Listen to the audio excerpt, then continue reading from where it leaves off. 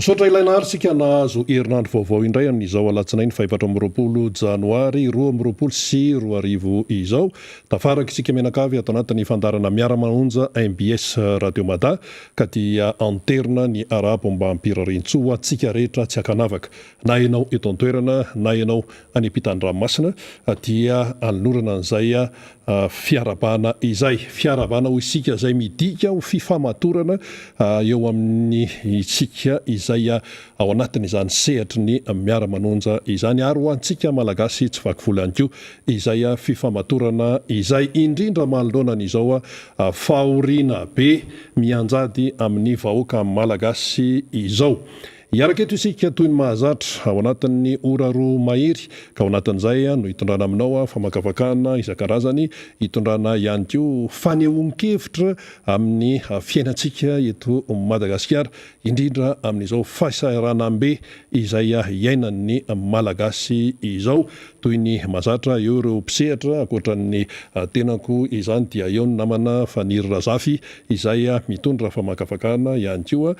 eo ihany koa ny solomavambahoaka ny Madagasikara voafita tamin'ny alalan'ny Tiako Madagasikara atao amin'ny distriktan'ny Tsimondrano ny député Alain Ratsimazafy ary dia zay no hirarina antsika mianakavy mba aharitra hatramin'ny farany ka tsy hoe andalo fotsiny na hoe fotoana very fotsiny ny andraisanao zany ny Miara Manonja fa mba tena misy FDB izay ho raisina ka tsy hoe ho raisina fotsiny fa tena hoe saintsainina ka ahafahana miatrika ny fiainantsika. Eny ary tompolasy tompovavy hiditra amin'ny votoatin'ny fandarana isika. Fahoriana no mahazo ny vahoaka malagasy amin'izao fotoana izao, vokatra ity orambe tsy akijanona ity. Izany orambe tsy akijanona atao anatin'ny andro maromaro zany dia niteraka fahavoazana maro lafy. Resaka materialy, resaka ain'olombelona, resaka fitaovana izay iainana isan'andro tafiditra ao anatin'izany ny trano, tafiditra ao anatin'izany ny fambolena, tafiditra ao anatin'izany ny fiarina amin'ny ankapobeny mihitsy dia tena simba amin'izao fotoana izao. Vokatra izay faharatsian'ny toetrandro mandalo eto Madagasikara izao. Misy loha zany faritra tsy dia voakasika loatra, ohatra hoe ny any amin'iny faritra Atsimo nosy iny, fa ny faritra avaratra Atsinanana andrefana voatany dia saika niarana izay andro ratsy izay ora mikija ny rivo-doza dia nampitondra faisana mihitsy ny malagasy. Betsaka ny fanehoan-kevitra momba an'io.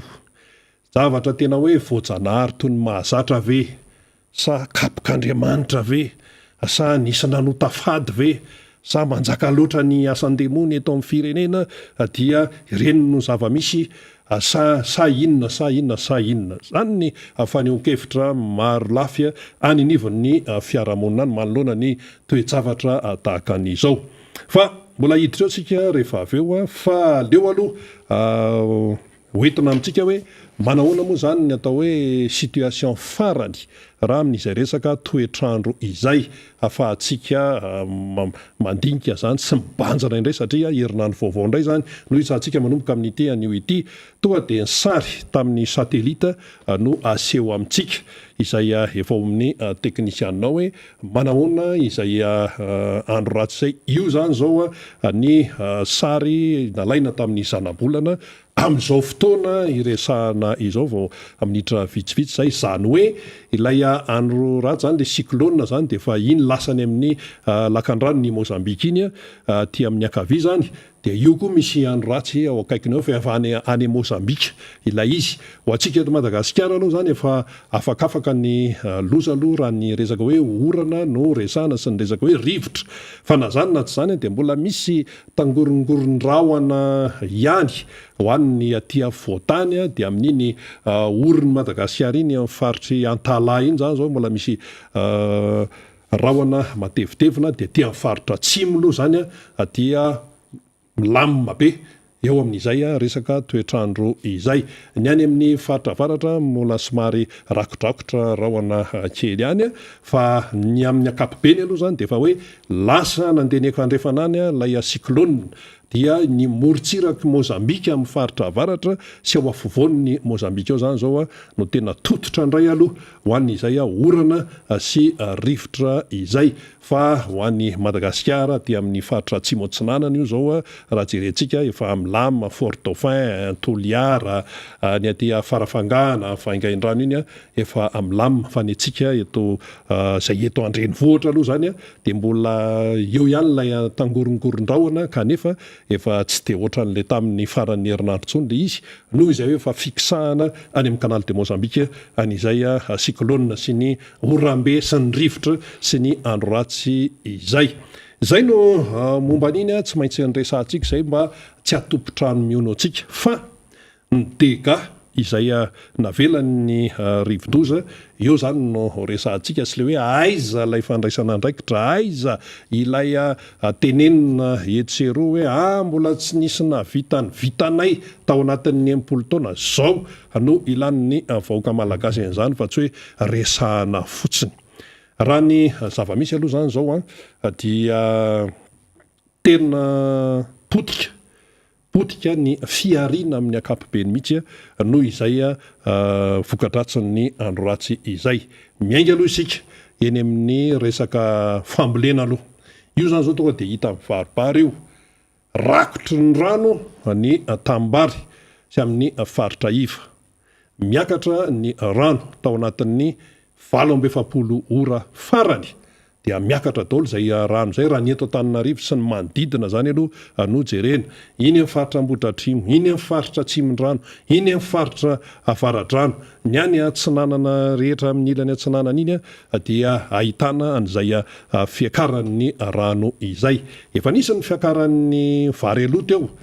dia mbola tsy tena masaka tsara dia efa niezahana aloha ny jinjena aingakaingana sitrany ay araka ny tondrana azy teto fa na izany na zany dia nisy ihany ny taraiky teny dia zao zany zao tena rano be ny eny amin'ny tambary sy ny fambolena zany hoe amin'ny faritra iva. Dikan'izay na tiana na tsy tiana tsy maintsy misy fiatraikany eo amin'ny vokatra miakatra io rano io na tiana na tsy tiana. Inona pirofo? Ny vary zany zao efa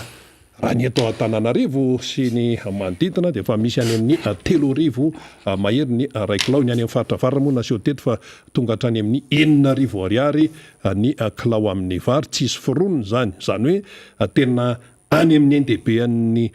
Tatsa sy ny mpanjifa mihitsy zany no iaran'izay raharaha izay. Ny vola miditra nefa ny eo ihany ny eo ny vola miditra amin'ny isa-tokantrano ny eo ihany ny eo. Dikan'izay miakatra ny vidim-piainana dia ny vola miditra nefa ny eo ihany eo na mikely. Dikan'izay mitombo ny fahatrana. Fomba famakafakana tsotra kely ohatran'izay le izy tsy misy zahatra fironiny zany fa ny mahagaga etsenan'ny etsy dia misy milaza hoe mbola tsy makay izy io fiakaran'ny vidim-piainana io fa mbola ao anatin'ny tena hoe norme io fa mbola tsy tonga hatrany 100,000 fa mbola zaka io sy ny sisa. Samy manana ny fijeriny ny olona ary samy manana ny fidiram-bolany any an-tokantrano ny olona fa raha ny hoe saramba be mbahoaka aloha ilay miaina ao ambanin'ny $2 latsaky ny $2 dia fahasahiranana sy fahantrana no dikan'izay. Manampitrotraka ihany koa ity ranobe eto amintsika ity. Dia eo zany no mipetraka ny fanontaniana manao hoe aiza ilay filazana hatramin'izay izay noentin'ny tompon'andraikitra isan-tsokajiny eto amin'ny firenena hoe rehefa izay ny ao dia ataonay an'izao tena ho tsara ny fiainan'ny malagasy mbola tsisy navitany vitanay hatramin'izay sy hatramin'izay. Zao no tena ilana zany an'le tena hoe fahaizana fa tsy resaka hoe diplôma mipopoka fotsiny, tsy resaka fotsiny zesta kely miseho kely etsy anany etsy ary eo zany le hoe fijerenany vahoaka tsy manao ny sasany raha tsy hoe tsy maintsy misy télé kely aloha dia eo miseho dia iny indray miserana iny dia zay. Kanefa ny teny ilain'ny vahoaka zao inona ny tena lara-pahamena, inona ny tena maika. Ny tena maika amin'izao fotoan'izao dia ny aim-bahoaka tena mafy ny mahazo ny vahoaka malagasy amin'izao fotoana izao. Tsy vitany hoe hoahoahoa fotsiny io fa isika nie tsy tompon'ny ampitsy hoe izay tsy tenitenenana foana sy hoe etiketipo fotsiny hoe eto amin'ny fitondrana dia hoe anao an'izao ko nga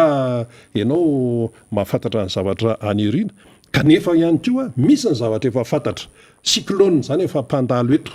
ny ranobe zany efa ny orambe efa misy isataony zany sainga ny zava-misy zany zao dia hoe ahafahana mandrefy tsara ny fahaizana na tsy fahaizan'ny tompon'andraikitra isatsokajiny ny toe-javatra tahaka an'izao tiany tsy vitany hoe mieboebo tiany tsy vitany hoe miresaka etsy sy miresaka etsy fa ilay tena hoe action zany ny tadiavin'ny olona ary ny olona amin'izao fotoana izao indrindra ny amin'ny faritra iva raha ny eto Antananarivo ny jerena dia efa tonga saina ny olona mamakafaky izy mijery ny zava-misy izy tena ataontsika hoe tena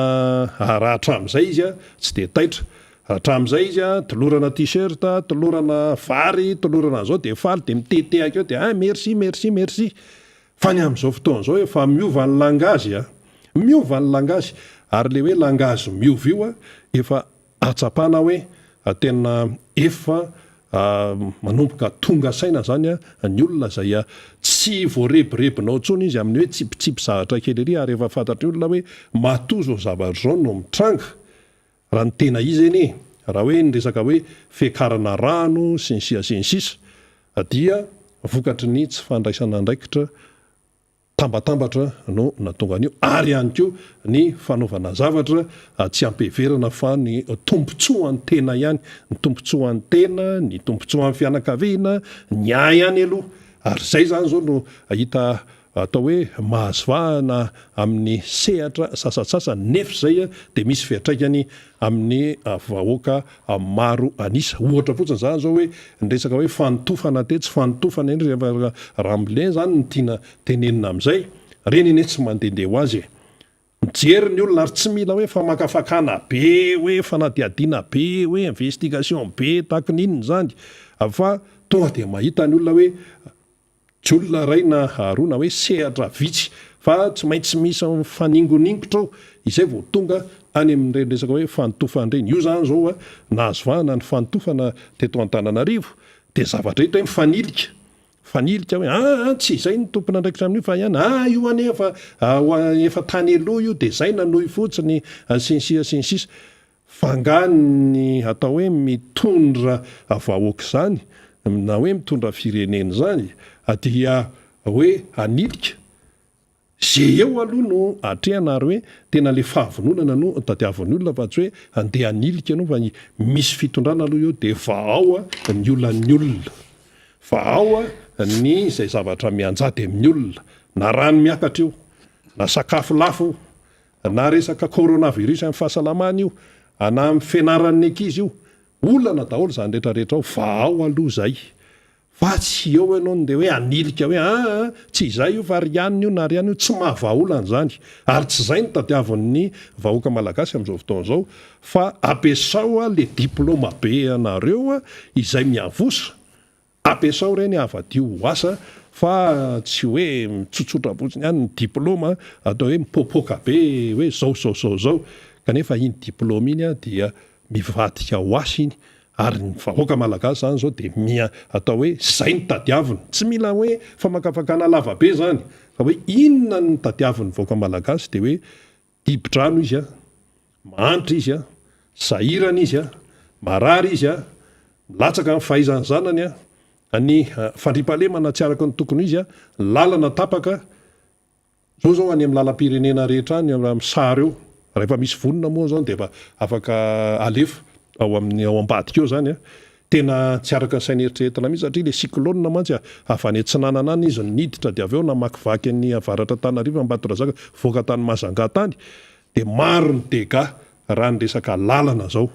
dia mipotra avy hatrany ny fanontaniana manao hoe fanakaiza ny vola aiza ny vola satria aseho an'Andriamanitra mihitsy le izy hoe iny ny cyclone misy fahavoazana ny lalana dia mipotra ho azy amin'izay atao ambadika ato le hoe aiza ny vola atao inona ny vola